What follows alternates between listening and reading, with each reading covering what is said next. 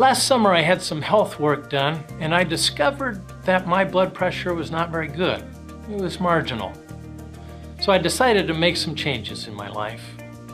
I cut out salt as much as I could, got more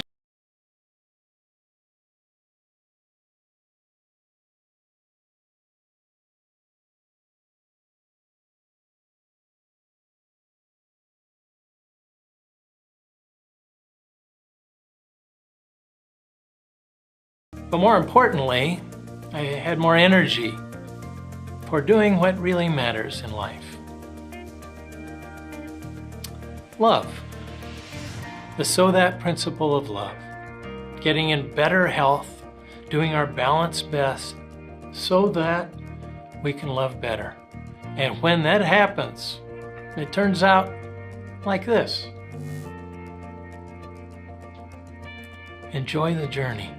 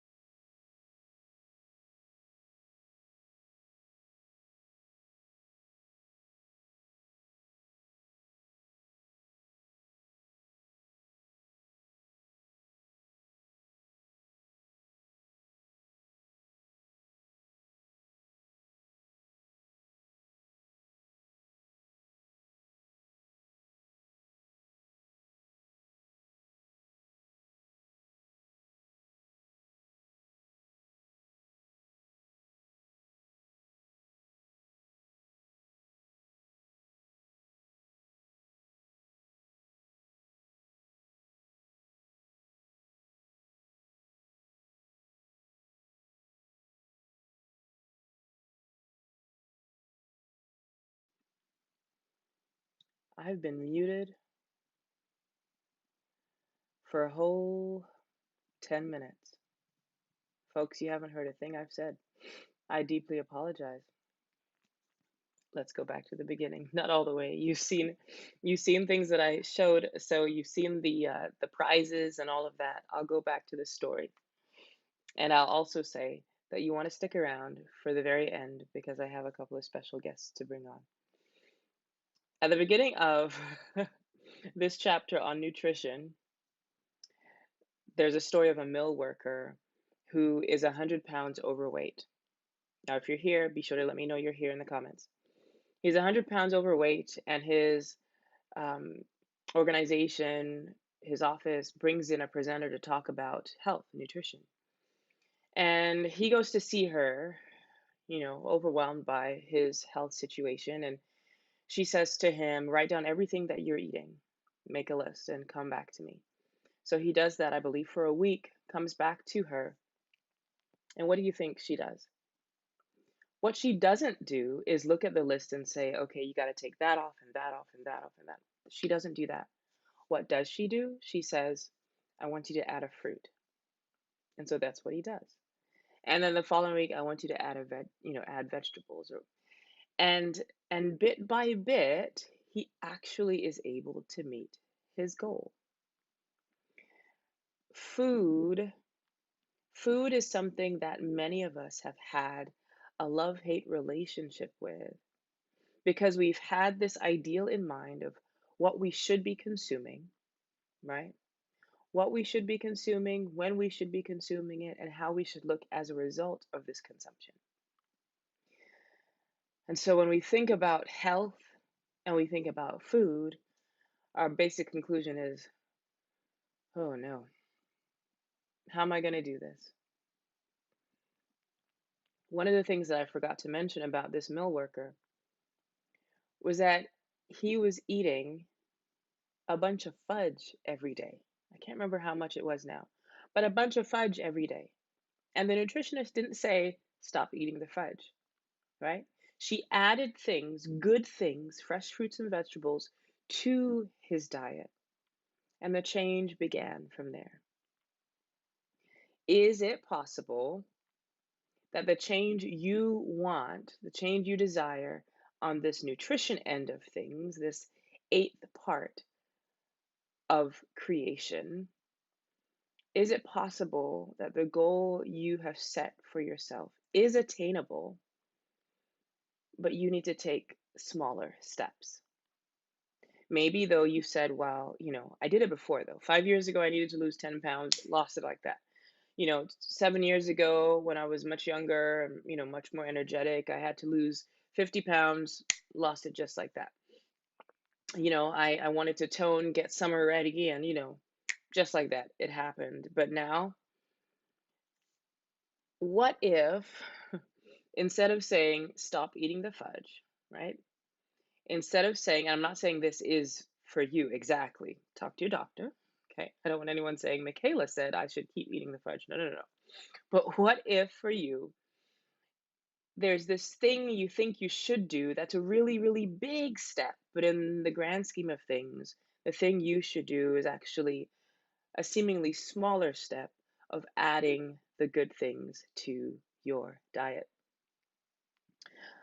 And maybe take the word diet out of there and just say your eating routine. Sometimes that's what it takes too, changing the words we use. Well, about when would this be now? 5 years ago, I was diagnosed with gestational diabetes. Well, not quite five. I don't know. My child is 4, whatever that means. Toward the beginning of my pregnancy, math, I was diagnosed with gestational diabetes, and it basically, from my layperson terminology, it means that your body is not properly processing sugar, and there's kind of nothing you can, I don't want to say nothing you can do about it. You can do something about it, but you can't change your body processing exactly just by, exercising more or something like that, not necessarily. It took me a while though to realize, Michaela, you didn't do anything wrong. It's just that while pregnant this time around, things have changed in how your body functions, and it's just not processing like it did before.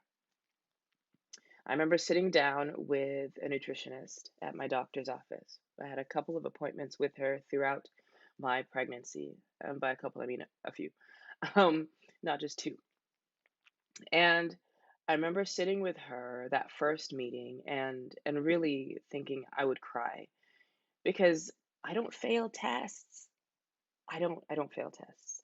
I probably have failed a test or two in my life, but it was probably because I didn't care, which hasn't happened often in my scholastic life, okay? So it hit me hard. How in the world did I fail this diabetes test? Well, I did. And I sat there with the nutritionist talking about food. And we went over, you know, basically what my scores were and what that meant.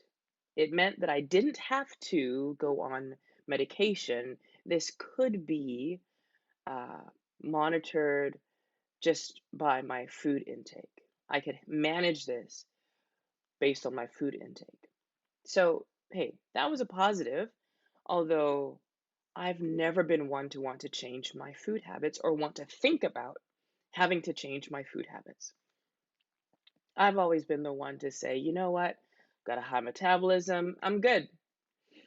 If I eat too many biscuits today, well, I just won't eat as many tomorrow, plus I'll drink some water. And I just kind of roll like that. Fruits and vegetables, yeah, getting them, no stress. But to learn that now I would have to really think about my food intake in order to keep my body functioning properly, in order to keep my baby functioning properly within me. Oh man, it was a heavy, heavy weight for me initially. And for honestly, for much of the time. Sure, I got used to a lot of these rhythms. I had to take my test my blood sugar levels. Uh, and I don't know if that was 3 times a day. I don't remember the sequence of things, but I remember I did get to a point where I was in a routine now. I knew what food I couldn't eat. No bananas. I knew that I could have maybe a half of something, but not the whole. I knew yogurt was okay and a hard-boiled egg was okay, but not a fried egg. Mm-mm. There were certain things I'd come to understand, and the best thing in the world was when the dietitian said to me, because I thought that I'd failed the test because I'd had some ice cream, I think, or some, not ice cream, I believe it was cream, oh, what is the word? Cheesecake. I'd had some cheesecake the night before taking the test. And I thought that's what it was. And she said, actually, no, that didn't cause you to fail the test. Don't worry. And she said to me, as part of this new um, food routine, you can actually snack, which that was a big deal. Wow, I can snack? I mean, I grew up being told not to snack. I can snack? Yes, you can snack. And before you go to bed, about 9:45, 10 o'clock, you can have ice cream. Yeah, you can eat a drumstick. Like one of those ice cream bars, like covered in like nuts, and oh my, it was wonderful. I was so excited to tell my husband what we needed to pick up from the grocery store. It was a big shift for me, a big, big shift for me. And I learned, however, that when push comes to shove, I shove. You got to do what you got to do. And there's some of you that may be watching this right now thinking, yeah, my doctor's been saying, my partner's been saying, my friend's been saying, I've been saying, but I just can't seem to make the shift. If I hadn't been pregnant and I had been diagnosed as diabetic, how hard would I have shoved? I don't know. Knowing that there was a little life within me that needed me to eat well so that they could be healthy was a huge motivating factor. It's important for you and I at some point in time to figure out what our why is. Okay? What is your why for the healthy life you desire? What is it? What is your why? Or maybe the question for you is, who is your why? There's got to be some kind of a motivating factor, and some kind of a motivating factor that is not fleeting. You don't want a motivational factor that is good for this moment but not for tomorrow. You want something that's pretty stable, that's still gonna push you to be your best person tomorrow, next week, next month, even 3 years from now. What is that? And it may shift because of the shifts in life, but what is your why? For gestational diabetes, I was thrilled, of course, to birth my child and be done with this amazing shift in my life, which caused me to not be able to eat regular pancakes. I had to eat coconut flour or something that were just not great. I was so excited to get back to the life of food that I'd known before. Every now and then I do wonder, what would life be like for me now if I'd stuck with it? Or some version of that shift, of more intentionally looking at what I'm eating and how it's affecting my body. It's been helpful for me to have a why. What is yours? Now, one of the realities about good food is this: not everyone has easy access to it, which is horrible, right? It's a horrible reality. There are things called food deserts, where there are areas of a town, a city, uh, where people don't have quick access to fresh food.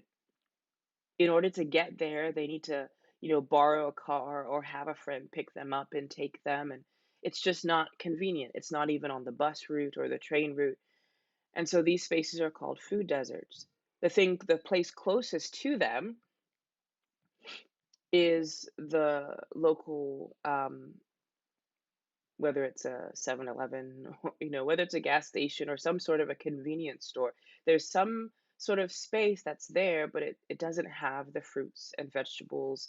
It doesn't have the food that may be prepackaged but has a few ingredients on the list. Uh, it doesn't have the things that help people maintain good food intake. And so it's hard. You may have a why clearly defined, but part of your struggle is location. Part of your struggle is that you don't have the quick access to the food that you know you need. Or maybe part of the struggle with access is that because of whatever reason, you're not the person that buys the groceries in your home. Maybe you're a teenager and you're watching this, and hey, mom or dad or both of them, they buy the groceries, they have the job. So that's what they do. And you've had some desires to make a change because you've got your why and you know the steps that you could take, but you're not in charge of the grocery shopping. So your access is limited. How do you convince people who've been eating a certain way, living a certain lifestyle for so long to shift for you? Access is important, highly, highly important. What's your why? Do you have access to what it is that you need? Another quote that I found helpful: we are indeed much more than we eat, but what we eat can nevertheless help us to be much more than what we are. This is by Adele Davis, who was a nutritionist. We can be much more than we are based on what we're putting into our bodies. What's your why? What kind of access do you have in order to achieve your why? And what are some motivations that you can put into place to help you? Maybe it's a quote like the one I just read from Adele Davis. Maybe it's something else. Um, Maybe it's the Benjamin Franklin, an apple a day keeps the doctor away. Whatever it may be, what are those motivational thoughts, phrases that you can easily access, stick up on a fridge, on a bathroom mirror, on your desk wall, wherever it may be, to keep reminding you of the commitment that you can make? A commitment that you're really making first and foremost to yourself. And you know what? You deserve to do that. If you weren't with us yesterday, I interviewed a friend of mine. Her name is Dr. Navishi Edwards, and she was talking about rest. And she talked about rest in terms of it being something that we deserve. You deserve to get rest. You deserve it. And because of the way some of us have been raised, or were raised, we don't think that we deserve the good things. We're willing to do the good things for others, to provide the space of rest for others, even. But when it comes to us, well, no, we've just got to keep on plowing ahead. Good food intake is also something that you deserve. You don't deserve it in a self centered, selfish manner. No. You deserve, as in, you're a child of God. And every single one of us, as a result of being his children, deserve good things. And he, in his wonderful grace, continues to find ways to provide us with these good things that enable us to live healthy lives in the midst of everything that we can't control. Remember, we have choice. That's that first letter of creation, C. We have choice. So, what's your why? What's your why? Who is your why? What is your why? What kind of access do you have to the food that you need in order to make the changes that you want to make? And what kind of motivation do you have easily accessible to your eyes so that you can be reminded moment by moment, day by day, of why you deserve to make these changes? One of the things that I believe the book talks about, I'm forgetting now if this is my idea or the book's idea, but I'm pretty sure it talks about it in the book.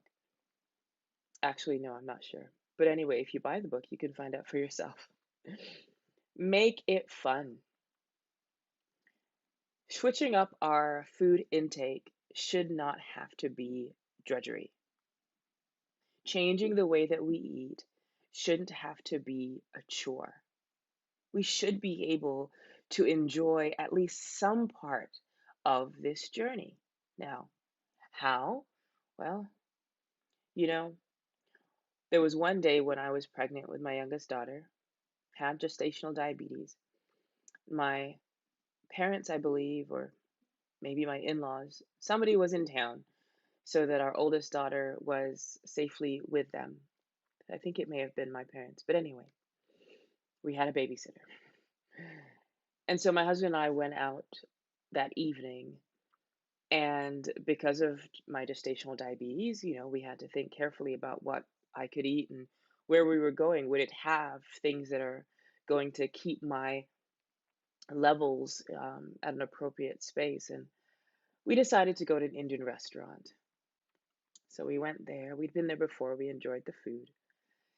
And a part of me was just like, you know, I know I should care, but just for tonight, whatever. Let's just eat. Let's just eat. Let's just enjoy this.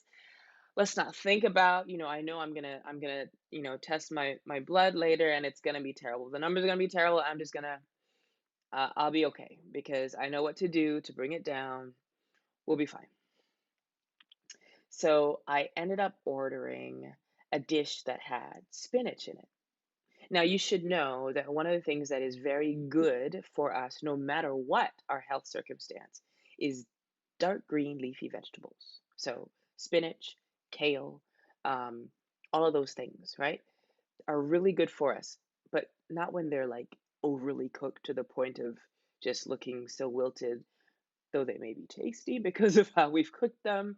But they are best when they're not, you know, cooked to, you know, yeah. They should still look like they have some life, and the color should still be present as much as possible. So I knew that consuming dark green leafy vegetables would be good for me, but I didn't assume that that would be the case for this dish that I was getting at this Indian restaurant. I just wanted to enjoy my food, so I got this dish. And boy, did I enjoy it. And I'm sure I had some naan on the side because how could you not? Later that evening, I pricked my finger, I put it on my whatever the thing is called, monitor, and my numbers were fantastic. And all I could attribute it to was all that spinach. It hadn't been cooked to smithereens. It had been cooked just enough, and there weren't so many other things in it to contradict its goodness. I was blown away. And in that moment, I was so grateful to be able to have fun, to be able to have a moment of just laughter. My husband and I were just ecstatic. It's the spinach, okay, we're good. Just make sure there's spinach in there. It was almost as if you could eat whatever you want, just throw some spinach in there, just throw some kale in there, just pack it in, and you'll be okay. Well, I didn't really do that for the rest of my pregnancy, of just packing it in per se. But that was a moment of fun that I'll never forget. What can you do in this journey of changing your food intake to have fun? Maybe the fun is in the relationship that you have with others who are willing to go on this journey with you. So in this day and age, those people could be anywhere. You hop on Zoom or whatever online space you're using lately, and you catch up and you hold each other accountable, and you spend this time not just talking about what you've been eating, but also just chatting about life and updating each other and intentionally sharing things that make you feel better about the life you've chosen to live. High-fiving each other on the screen, whatever it takes. Maybe that could be your fun. Maybe you have another idea of how you can add fun into your food intake changes. Put it in the comments. What's your idea? How can you add fun to this process? Maybe you always loved getting stars for your work as a kid at school. So get some gold stars for yourself. Go to Target, go to Walmart, wherever. Get some gold stars for yourself. Create a calendar. Maybe you love beautiful spaces, so do that. Find that way to make this fun for you. And then also, similarly to what I shared regarding activity a few days ago, where I've had it in my head that, I should exercise at least 5 days a week, 30 minutes every day. Otherwise, I'm just not doing well, beat self up over and over again.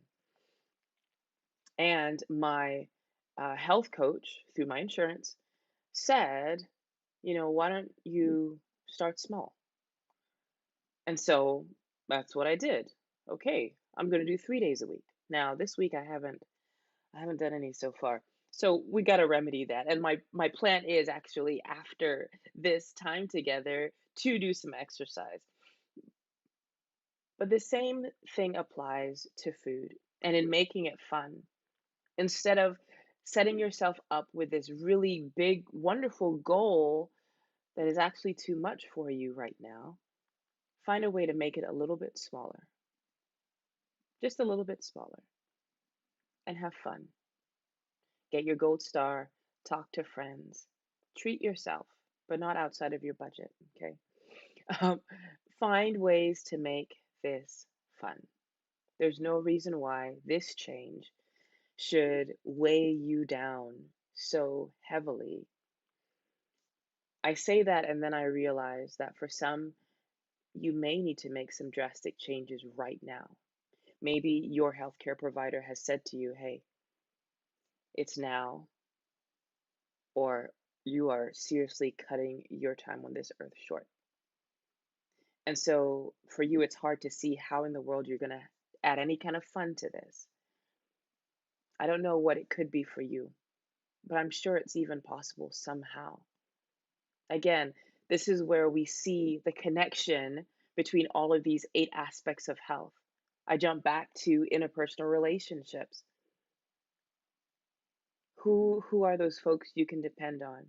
Who are those folks you know will speak to you honestly and wonderfully?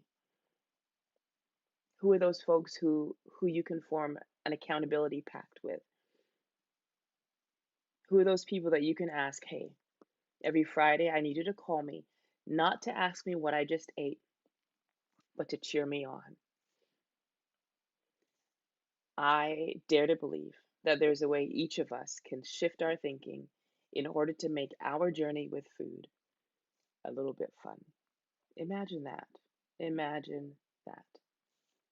I want to go now to some of the skill builder activities at the end of the chapter. Remember, each chapter has these skill builder activities, moments for us to really start to put into place the things that we are learning. Okay?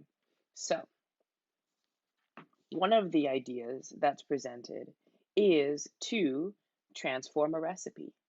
Now, okay, maybe you just heard that and then your next thought was, I don't even cook.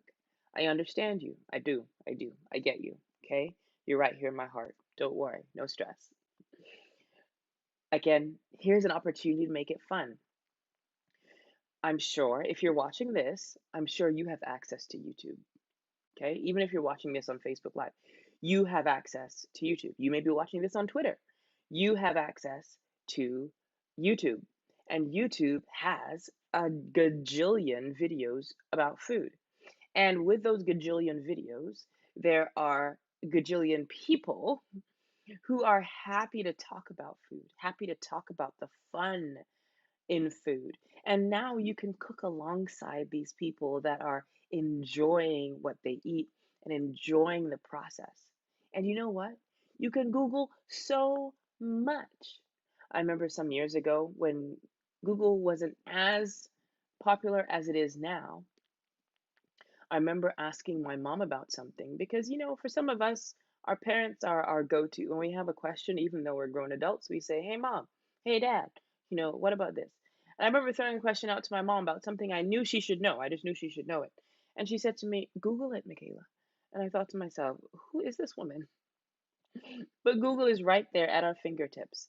And so when it comes to transforming a recipe, all you have to do, trust me, there's probably something out there that somebody hasn't changed, some ingredient they haven't swapped out for something else, but it's very likely that they have. So I don't have baking soda. What else can I use? I don't have, or I should take out these 2 cups of oil, or I don't know if it would be 2 cups, but I'm thinking of like a sweet bread recipe that may call for a cup of oil or 3/4 cups of oil. What can I switch out for that? Applesauce. So there are different things, and you can find them so quickly with a quick Google.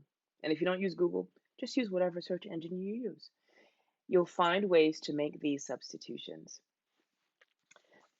Another thing on the skill builder train is to plan ahead. This, to me, is where a lot of us have been hindered in our food journey, is we're not planners when it comes to food. We're just consumers. This sort of feels like also the way that some of us are with our finances. We don't think about how we're going to use the money. It comes and then it goes because, well, so when it comes to what we're consuming, we do better if we're able to take some time and plan ahead. If we don't think you have time to do that, you definitely need to do it. Remember the quote from yesterday about rest? If you don't think you have time for rest, that means you need to rest. So, same thing here.